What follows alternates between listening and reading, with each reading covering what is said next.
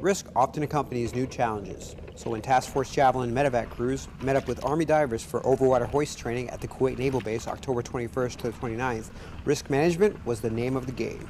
And the first day we went in shallow water with a rescue dummy, so they're all standing in shallow water, and we approached what typically a 75-foot hover. 75 to 100-foot hover. We could see a lot of the water getting kicked up and splashing them. They had, proper safety equipment like goggles and stuff like that, but we realized that at those heights, it's very disruptive. That made us change our TTP to about 120 feet hover.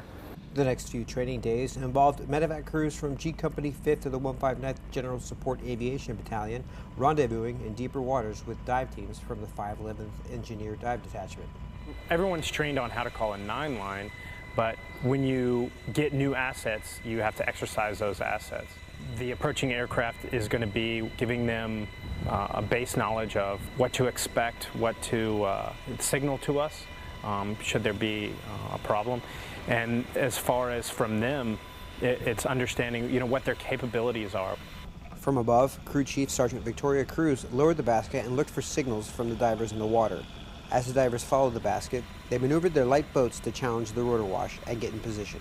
So it was actually great how motivated the divers were, and that motivation and everybody wanting to kind of learn together really helped everything go smooth.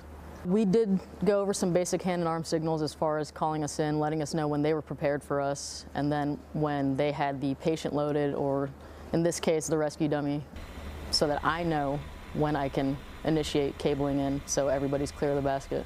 There is a slight spin on the basket that we have to be careful of. Obviously, if it's an actual injured patient, you don't want them to hit the aircraft, hit the tire. So I'm trying to position my body in a way where I can control the spin, stop it, and then pull them safely into the cabin.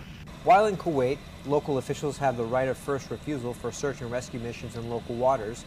Having the aviators and the dive teams practice for any contingency helps reduce risk.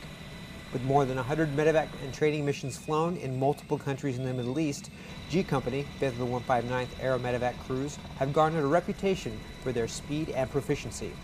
As they prepare for their next mission, soldiers within their coverage areas can rest assured that help is never far away.